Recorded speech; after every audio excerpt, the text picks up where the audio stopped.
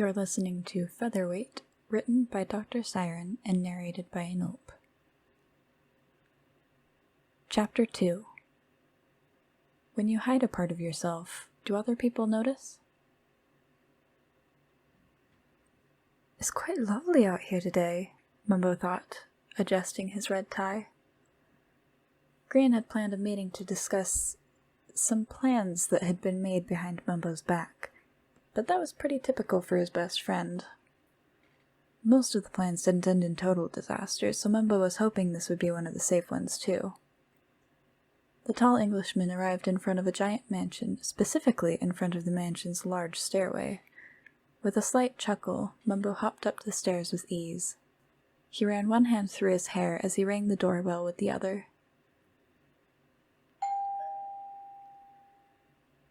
Mumbo stood there waiting like a kid on Halloween who chose a house that didn't answer their door. He looked around, rocked back and forth on his feet, and checked his watch a few times. Where could he be? He mumbled to himself. He probably overslept again. Mumbo answered his own question. He was about to raise his hand to knock on the mansion doors when they suddenly opened. Standing on the other side was a short, tired-looking, fringe-haired man who was dressed comparatively casual. He had worry in his eyes, but a smile on his face. Something seemed off, but Mumbo went ahead with a normal greeting. "Good morning, Green. I hope I didn't wake you up." He glanced over his friend, who shifted uncomfortably every several moments. No, you're all right, Mumbo. Green yawned, making it obvious that he had just woken up. Mumbo chuckled. He figured this would be the case. You need more time to get ready? He motioned slightly to the extreme case of bedhead that his friend was sporting. It's fine. Green lazily pulled his hands through his hair in an attempt to comb it. Something still didn't seem right, but Mumbo couldn't put a finger on what it was. He shrugged it off. Let's go then.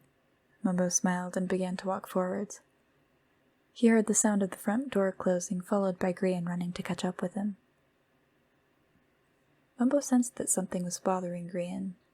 The red-jumpered builder seemed restless in his seat during their meeting, arching his back and stretching. Multiple times Mumbo wanted to bring it up, but decided against it at the last moment. He would keep an eye out, though. Green wasn't the type to ask for help or vent to him unless prompted. Even with a prompting, it would take a bit of work to get him to talk. If Green's actions kept up like this, then Mumbo would bring it up. Mumbo and Green made their way to the doorstep of G's home, discussing the work they had gotten done today. I think you'll have a real good shot of becoming mayor, Green spoke up with an unrealistic confidence in his voice. Mumbo felt the exact opposite way. You really think so? I mean, we don't really have much of a plan other than the poster in the mail vault. Mumbo looked down at his friend, who seemed a bit spaced out. The two had reached the door and had stopped walking to say goodbye. Green hesitated for a moment. Mumbo took this opportunity to check if he could see any visible sources of pain on G's back. The shorter man gave a quick glance up to Mumbo, who quickly looked away from his back. With a laugh, G declared, Trust me, it'll all turn out perfectly. Mumbo rolled his eyes. He had heard that before, but he laughed as well. I think you've lost your trust me privileges. Mumbo started to head out. Whatever, Green called out to him with a smile. And what looked like a wince.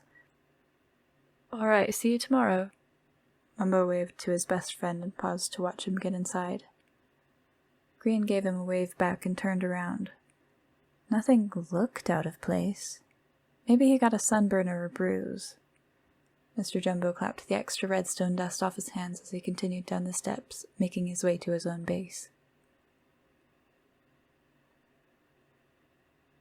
Well, there's chapter 2. I don't know if anybody is actually wanting this series. But yeah, if there's any recommendations for things that people think that I should read, like, genuinely let me know. because I have no idea. I have no idea what to read. Also, thank you to DoctorSiren for giving me permission to read their work. And thank you for listening. Goodbye.